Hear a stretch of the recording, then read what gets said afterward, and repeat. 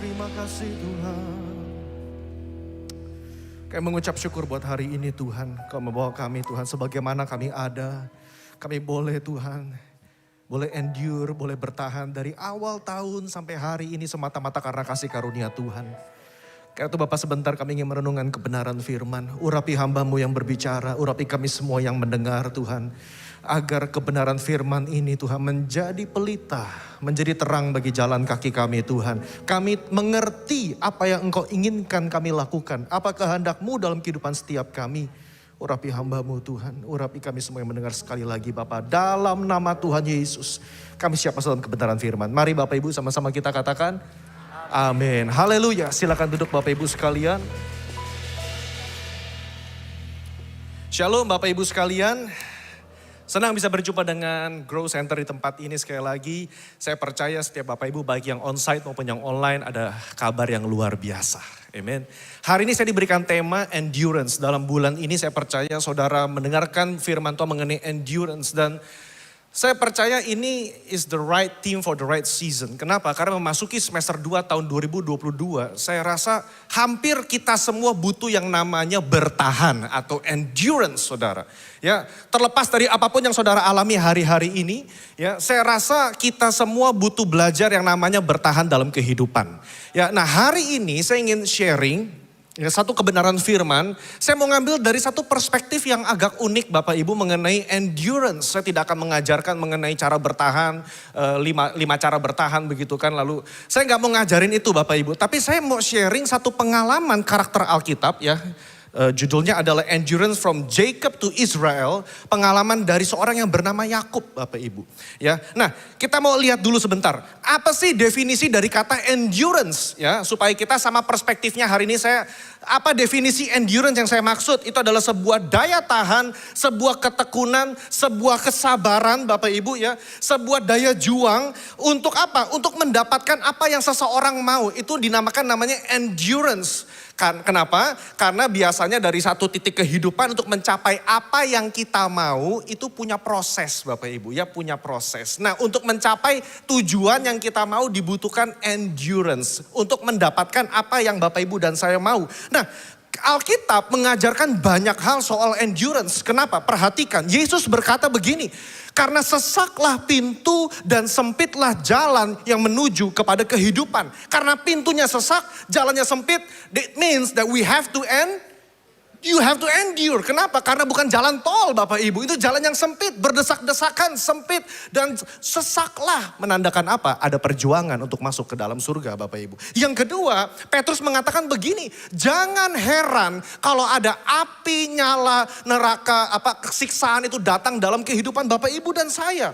Jangan stres dulu ya nyala api, ini kayaknya serem amat begitu. Dalam konteks hari ini Bapak Ibu, Petrus berkata begini. Jangan heran kalau kehidupanmu itu punya banyak masalah. Jangan heran kalau kehidupan Bapak Ibu dan saya hari-hari ini punya banyak problem.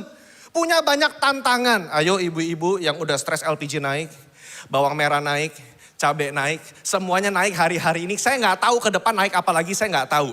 Tahun depan saya juga nggak tahu naik apa lagi. Tetapi hari-hari ini Bapak Ibu cobaan demi cobaan itu terus datang. Karena jalannya sempit dan kehidupan ini penuh dengan ujian. Penulis Ibrani berkata kamu memerlukan ketekunan. Yang punya terjemahan NIV, you need endurance atau perseverance. You need to persevere. Kamu membutuhkan ketekunan. Kenapa? Kalau kamu tetap endure, kamu tetap bertahan, kamu akan menerima apa yang dijanjikan. Kamu akan memperoleh hidupmu. Kata hidup artinya begini, kehidupan kekal. Artinya begini Bapak Ibu, it is very biblical to speak about endurance. So hari ini saya nggak ngomong mengenai motivasi. I'm not a motivator, but I'm speaking from a biblical perspective. It is very biblical for you to persevere in life. Bapak Ibu, daya tahan dan daya berjuang itu dibutuhkan. Kenapa?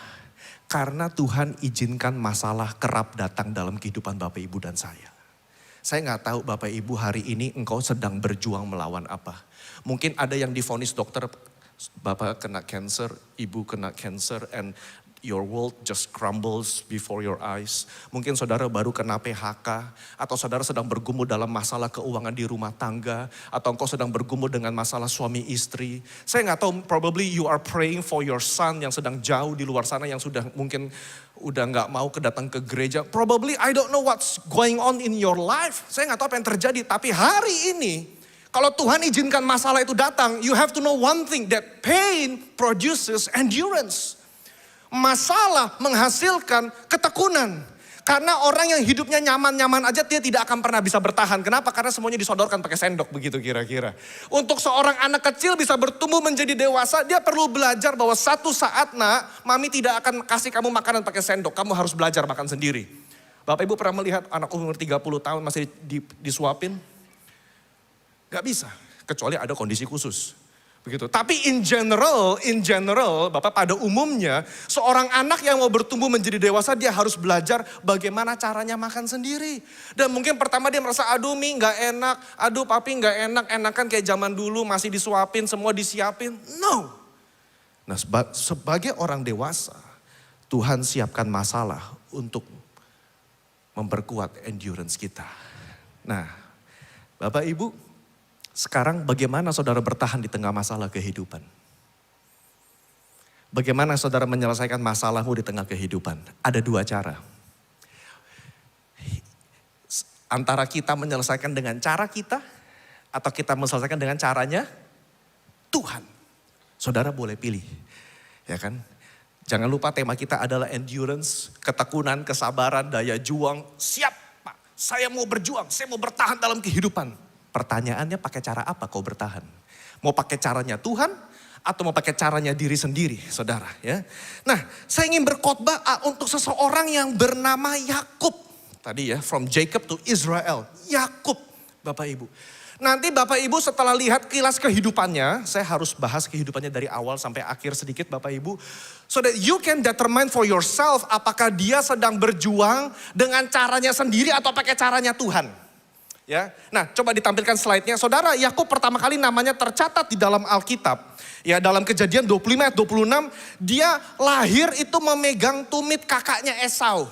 Dan arti nama Yakub adalah penipu. He deceives. Itu arti nama Yakub. Itu penipu, Bapak Ibu.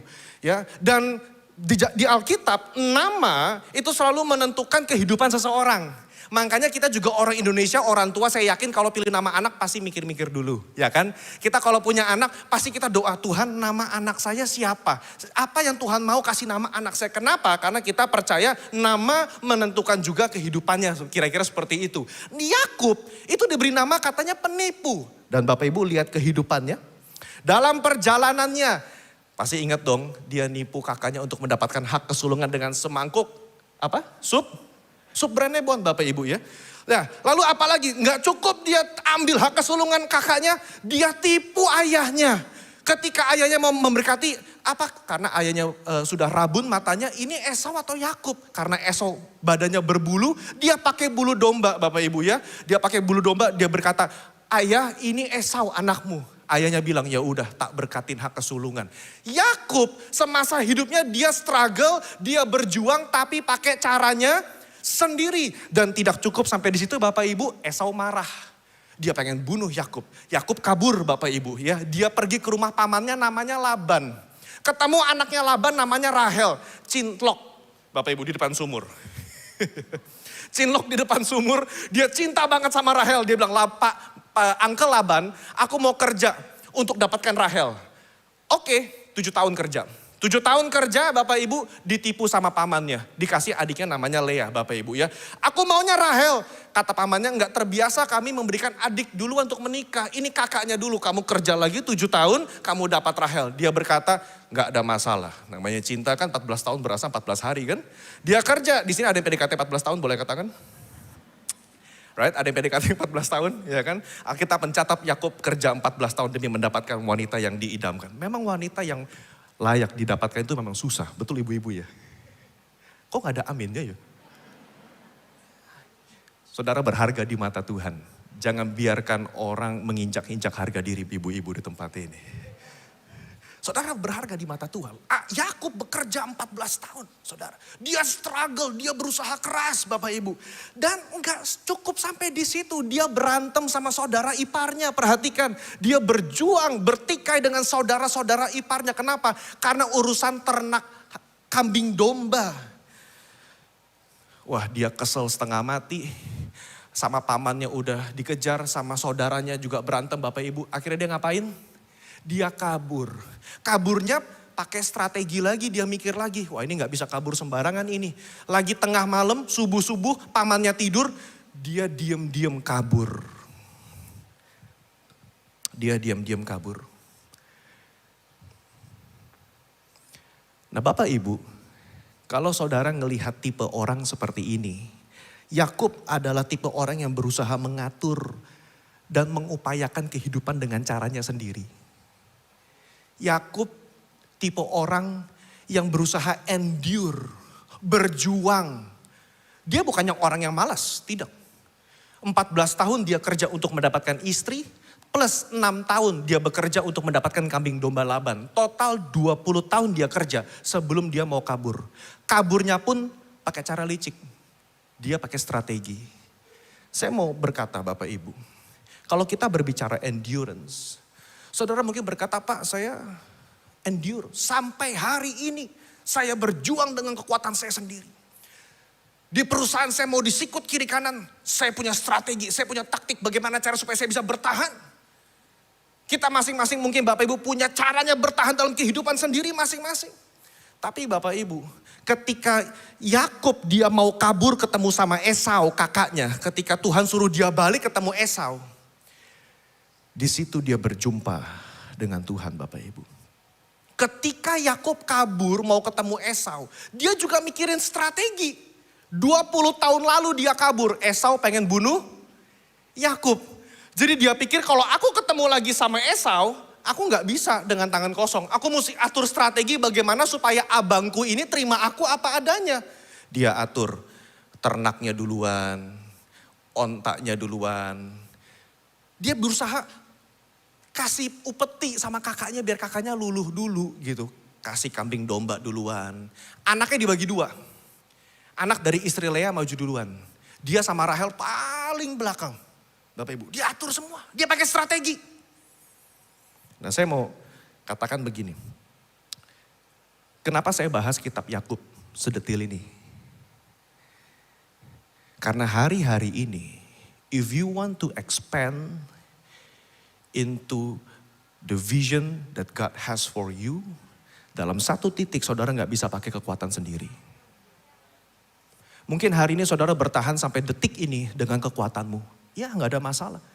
Yakub bertahan 20 tahun dengan kekuatannya sendiri. Dia mau ketemu Esau, dia juga sudah memikirkan strategi bagaimana cara saya bisa overcome abang saya yang mau bunuh saya ini. Mungkin sampai hari ini saudara terus berjuang, gigih, bertahan dengan caramu sendiri. Saudara datang ke gereja, saudara doa, tapi bagi saudara itu hanya ya supaya Tuhan memberkati cara saya. Saya gak butuh cara Tuhan, saya pengen supaya Tuhan stamp of approval aja cara saya begitu. But let me tell you, dalam kehidupan Yakub, sebelum dia ketemu Esau, selagi dia kabur dari Laban. Saya ulang, sebelum dia ketemu Esau, problem di depan. Selagi dia kabur dari Laban, problem di belakang. Di tengah-tengah Tuhan berjumpa dengan Yakub. Secara profetik Bapak Ibu, tahun ini saya gak tahu apa yang kita akan hadapi di masa depan. Tapi kalau saudara terus lari dari masalah dengan caramu sendiri, at some point of your life, God will meet you in the middle. Tuhan akan berjumpa dengan saudara di tengah. Tuhan terlalu sayang sama saudara. Dia gak mau saudara lari, berjuang, bertahan dengan kekuatan sendiri. Mungkin hari ini kita berkata, saya orang yang kuat. Saya gak pernah nangis. Saya diajar oleh orang tua saya gak boleh kalah sama kehidupan. Makanya kita endure, kita bertahan gigih. Wah dengar tema endurance, wah itu saya banget Pak. Tapi saya mau katakan, dalam kehidupan kekristenan, ada satu waktu di mana Tuhan harus mematahkan hidup saudara. Ada satu waktu di mana Tuhan harus patahkan kedagingan saudara. Satu waktu Tuhan harus patahkan keakuan saudara. Untuk saudara bisa expand masuk ke level yang lebih dalam, saudara harus pakai caranya Tuhan. Tidak bisa tidak. Tidak bisa tidak. Nah, apa yang terjadi? Mari kita baca bersama saudara dalam Kejadian 32 ayat 24 sampai 29. Saya bacakan bagi Bapak Ibu. Tinggallah Yakub seorang diri dan seorang laki-laki bergulat dengan dia sampai fajar menyingsing. Ketika orang itu melihat bahwa ia tidak dapat mengalahkannya, ia memukul sendi pangkal paha Yakub sehingga sendi pangkal paha itu terpelecok. Geser gitu Bapak Ibu ya dari pangkal pahanya ketika ia bergulat dengan orang itu. Lalu kata orang itu, biarkanlah aku pergi karena fajar sudah menyingsing. Sahut Yakub, aku tidak akan membiarkan engkau pergi jika engkau tidak memberkati aku. Bertanya orang itu, siapakah namamu? Ya kan? Lalu sahutnya Yakub. Lalu kata orang itu, namamu tidak akan disebutkan lagi Yakub tetapi Israel. Ini kali pertama Yakub berubah nama menjadi Israel. Sebab engkau telah bergumul melawan Allah dan manusia dan engkau menang. Bertanyalah Yakub, katakanlah juga namamu. Tetapi sahutnya, mengapa engkau menanyakan namaku? It's not important. Lalu diberkatinya lah Yakub di situ. Bapak Ibu, I don't have a lot of time, but let me tell you. Ketika Yakub bergumul sama malaikat Allah yang kita percaya adalah jelmaan Yesus di perjanjian lama. So, Jacob struggles with God, saudara, di tengah sungai Yabok, Bapak Ibu. Ya. Itu bukan struggle secara fisik. Saya mau nanya Bapak Ibu, kalau kita bertarung lawan malaikat, mudah gak sih malaikat kalian kita? Kayaknya mudah ya. Dia cuman pegang pangkal paha Yakub langsung terpelecok. Saya mau kasih tahu bahwa Yakub tidak berjuang secara fisik. Ketika dikatakan dia seolah-olah malaikatnya gak bisa menang gitu. Saya mau katakan itu bukan secara fisik, tapi secara rohani. Secara spiritually speaking, Jacob struggles with God semalam-malaman. Jacob endures that night with God. Berjam-jam Bapak Ibu. Dia gak mau lepaskan Tuhan sampai berkata, Tuhan berkati saya. Dan Tuhan harus ganti nama Yakub menjadi Israel untuk dia masuk ke dalam level yang lebih dalam. Hari ini aplikasinya adalah, saudara, kita harus masuk ke dalam tempat perhentian, berjumpa dengan Tuhan. Untuk kita berdua struggle sama Tuhan, bergumul dalam doa. Kita semalam-malaman bergumul. Karena kenapa? Kita mesti berkata, Tuhan ini bukan karena kuat dan gagah saya. Tapi semata-mata karena Tuhan, sehingga saya harus bisa masuk ke level berikutnya. It's not about me, it's about you. Saudara, mungkin hari ini di depan engkau ada promosi di perusahaan. Engkau dihadapkan dengan dua pilihan. Ada sebuah pilihan yang membuat karirmu naik. Tapi saudara tahu untuk engkau memilih itu nggak bisa dengan kekuatan sendiri. Saudara harus sadar, satu saat dalam kehidupan saudara, Tuhan akan bawa engkau di tengah sungai Yabok. Bergumul berdua dengan Tuhan. Dan saya mau katakan, ada banyak rema menarik dari ayat ini. Siapa bilang Tuhan tidak izinkan sakit penyakit datang? Siapa bilang Tuhan tidak izinkan kelemahan fisik datang? Siapa bilang masuk dalam hadirat Tuhan, Tuhan tidak izinkan duri dalam daging tetap ada dalam hidupmu? Yakub bergumul sama Tuhan. Apa akibatnya? Pahanya pincang, terpelecok sampai akhir hayatnya. Kita pikir masuk dalam hadirat Tuhan seger buger. Yakub masuk dalam hadirat Tuhan, pahanya terpelecok.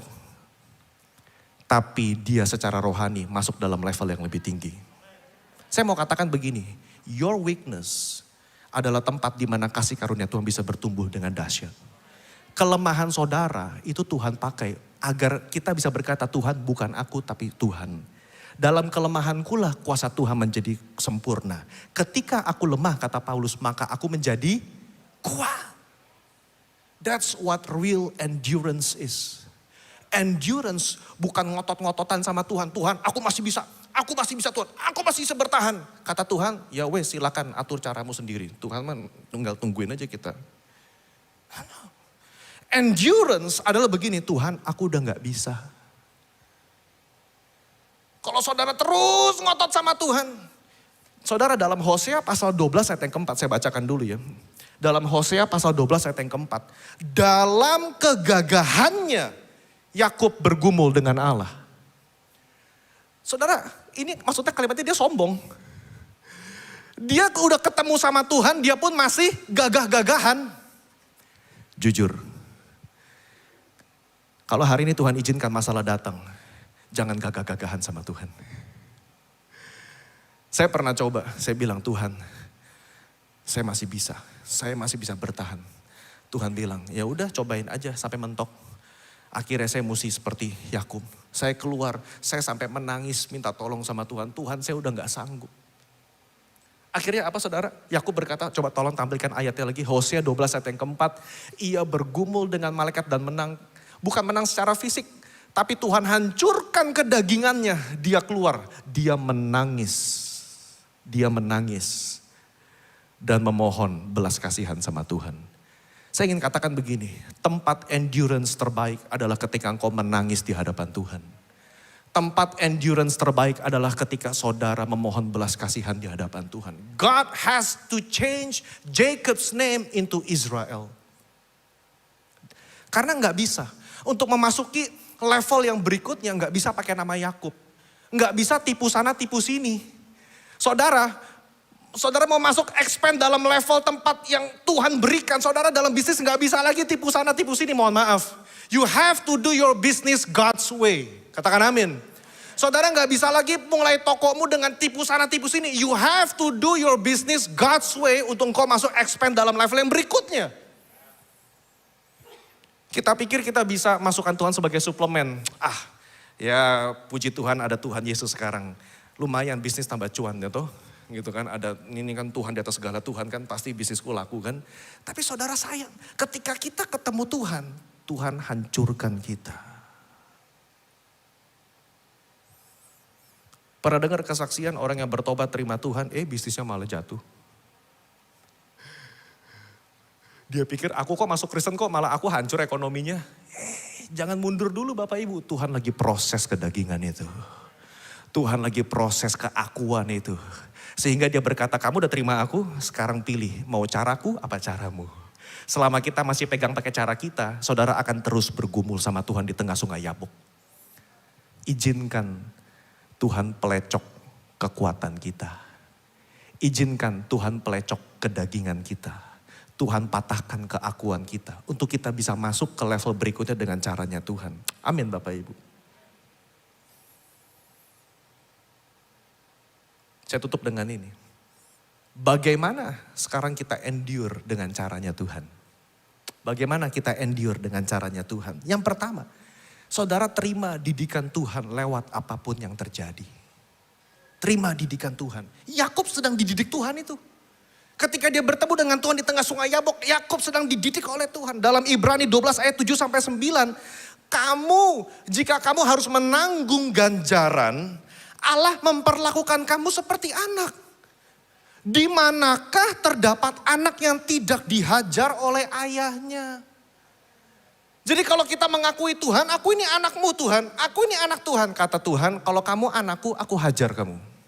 Supaya kamu tahu how to endure my way. Supaya kamu tahu kamu gak bisa masuk tahun 2023, kamu bahkan gak bisa melangkah masuk semester 2 2022 dengan cara kamu. Kamu harus pakai caraku kata Tuhan. Saudara, what to do? Ketika engkau divonis dokter cancer stadium 4, what to do? Saudara bawa uang sekoper pun dokter bilang, I'm sorry, I cannot help you. Saudara gak bisa pakai kekuatan sendiri. Saudara harus berlutut menangis di hadapan Tuhan, minta caranya Tuhan. Jadi hari ini jangan menyerah, jangan mundur. Kalau Tuhan izinkan sesuatu yang berat terjadi dalam kehidupan saudara. Enggak. Jangan mundur, itu cara Tuhan untuk kita jatuh di lutut kita dan berkata, Tuhan, aku butuh dihajar oleh Tuhan.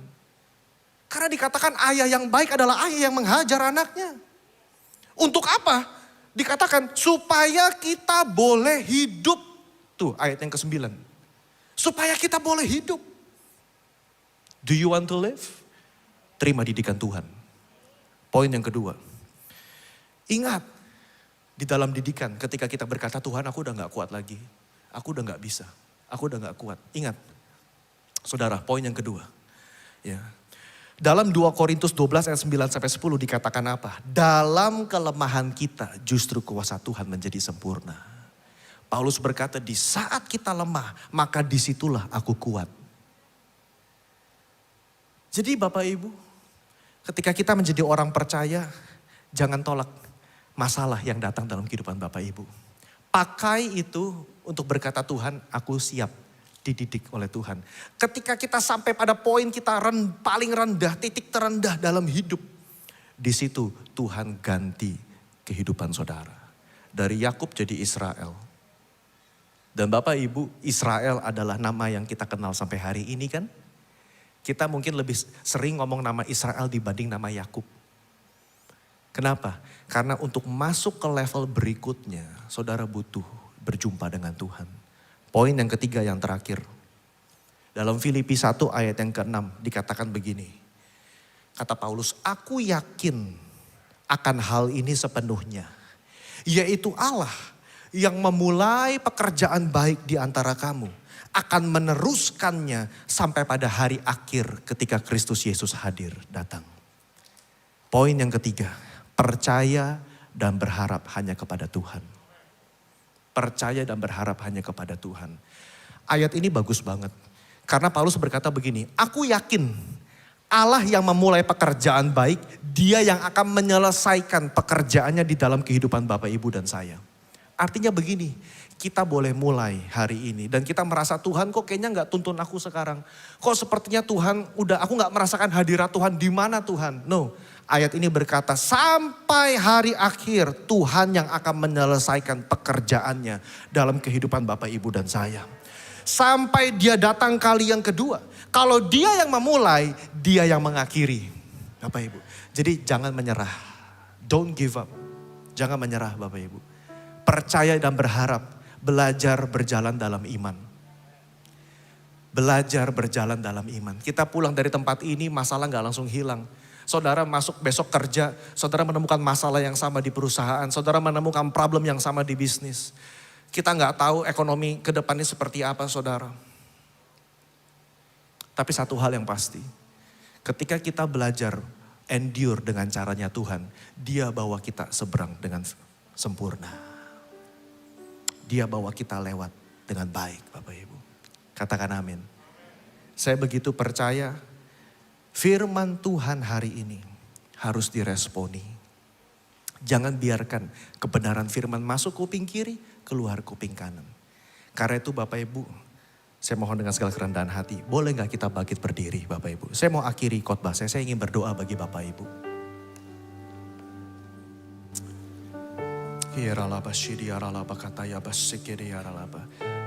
Saya hanya ambil waktu Bapak Ibu 1 menit saja, saya ingin berdoa bagi Bapak Ibu.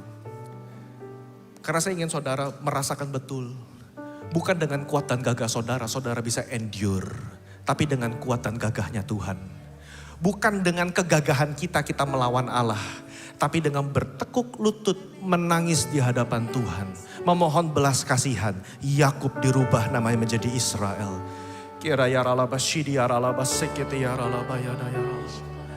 Oh haleluya. Tuhan hadirat-Mu melawat setiap kami Tuhan.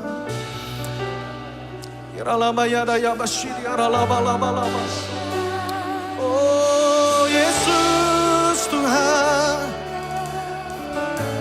lawat kami Tuhan.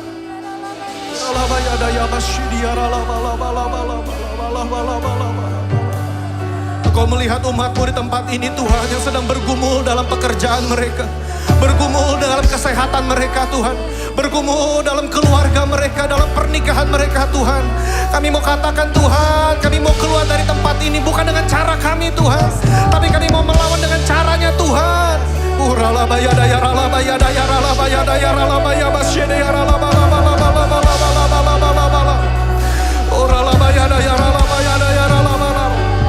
Mari saudara, kau yang berkata sama Tuhan, Tuhan aku mau pakai caramu. Selama ini aku pakai cara aku Tuhan. Selama ini aku pakai strategi aku Tuhan. Aku tipu sana tipu sini. Aku tabrak sana tabrak sini Tuhan. Tapi siang hari ini saya mau bertobat. Saya mau pakai caranya Tuhan. Mari saudara angkat tanganmu dimanapun kau berada. Saya ingin berdoa bagi Bapak Ibu. Saudara yang online di tempat ini angkat tanganmu dimanapun kau berada. I want to pray for you. Hamba berdoa Tuhan bagi mereka yang mengangkat tangan Tuhan.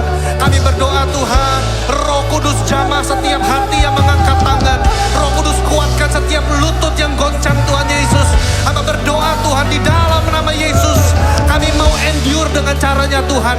Kami mau Tuhan menyeberang sungai Yabok dengan caranya Tuhan.